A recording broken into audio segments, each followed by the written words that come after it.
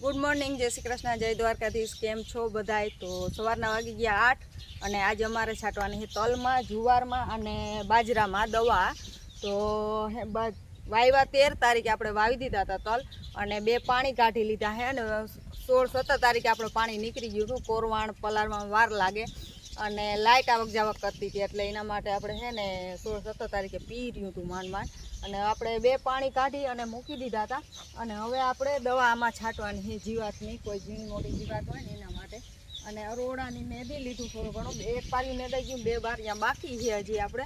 અને આ બાજરો છે વીસની જારી, આપણે 1 થેલી બાજરો વાવ્યો છે અને જુવાર થોડીક માલ હાટું વાવી છે, બાકી બીજા બધા તલ વાવ્યા છે અને એ તલને આજ બધેમાં દવા મારવાની છે આપણે। તો દવા કઈ છાંટીને તમને હું બતાવું। પહેલાં એક આપણે આ દવા છાંટી, પ્રાઇડ પાવડર છે, દૂધિયા કલરનો આવે છે, એ મારવાની છે। અને એક આ છે, એક આ બીજી છે આપણે ધાનુકા કંપનીની નરવાઈની છે, એક આ માર્યું આપણે દવા। અને ત્રીજી દવા છે, બીજી આ દવા છે આપણે સાયફર મેથિન 25%, આ દવા છાંટવાની છે આપણે। 3 દવા છાંટવાની છે આ ફેરે, રાઉન્ડ લેવાનો પહેલો જ રાઉન્ડ છે અને આપણે આ 3 જાતની દવા છાંટવાની છે। અને આ દવા એ માટે છે આપણે કોઈ પાંદડામાં ઝારા કરે છે, ઈર હોય ઝીણી મોટી અને ઝીણી ઝીણી જીવાત ઉઠતી હોય એના માટે છે। તો 1 રાઉન્ડ આપણે આનો મારી દઈએ ને એટલે નરવાઈ અને મસ્ત તલની વૃદ્ધિ ચાલુ થઈ જાય। અને ત્રીજું પાણી તમે કહેતા હો ત્રીજું પાણી ક્યારે કાઢવું, તો ત્રીજું પાણી આપણે 15-17 દિવસ પછી કાઢવાનું છે। તો હવે જાજાદી નથી રહ્યા આપણે, હવે 4-5 દીમાં હવે વારો આવી જાય પાણી કાઢવાનું ત્રીજું, એટલે પછી ત્રીજું પાણી આવશે ને એક દવા રાઉન્ડ આવી જાય ને પછી આપણે તલની વૃદ્ધિ દેખાશે અને નરવાઈ દેખાય। નરવાઈનો 1 રાઉન્ડ આવી જાય ને એટલે ગમે મોલ હોય તો એની વૃદ્ધિ દેખાડે।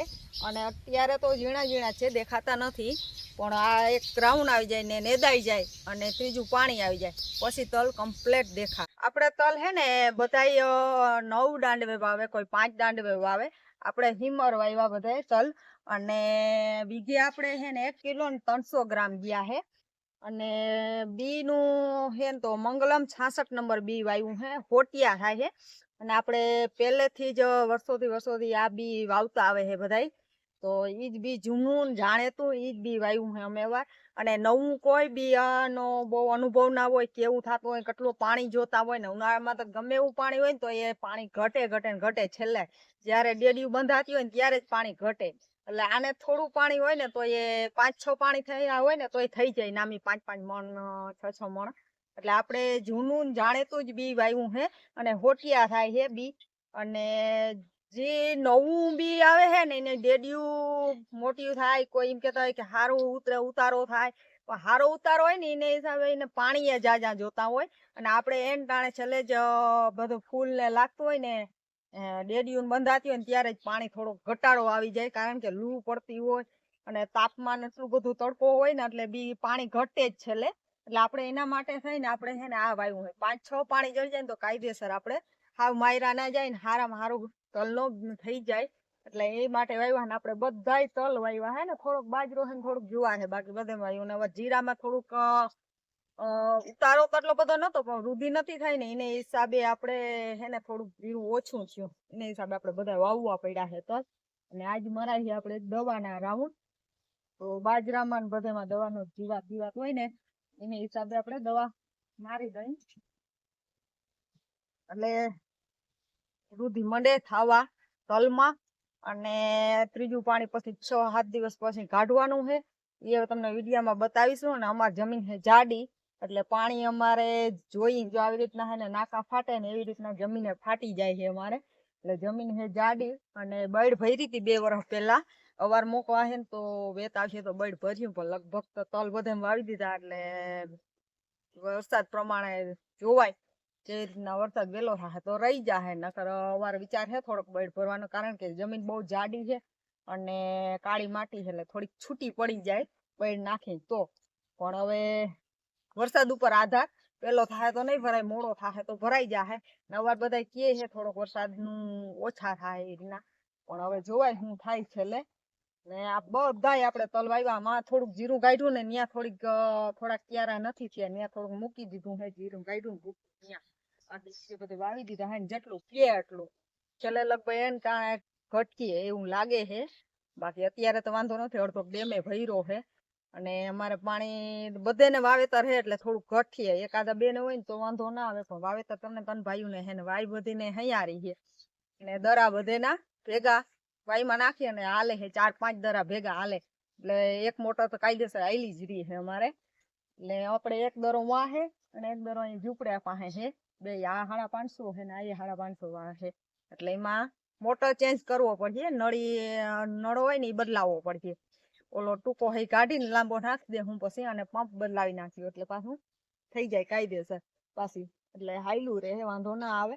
અને આપણે જીરામાં આટલા બધા અરોડા ઉગ્યા હતા ને, જીજેજી 32 નંબર હતી ને બધાને ખબર જ છે કે એનું અરોડું દુનિયાનું ઉગી પડે, કંઈ સીમા જ ના રહી, અને આપણે 2 વાર અરોડા જીરામાં ઉપાડ્યા હતા, આટલા ઘાટા ઉગ્યા હતા. અને આજ વખતે એ જો હે ને તલમાં ઉગ્યા હે, પણ પાખા ઉગ્યા હે, અને એ ઉપડી જાય ને એટલે આપણે જીવાતીની થોડીક, અને અરોડામાં જીવાતે ઝીણી બહુ આવે, પોપટી ને બધું, તો એ ઉપડી જાય ને એટલે આપણે જીરું ઓલો તલ થઈ જાય ચોખ્ખા.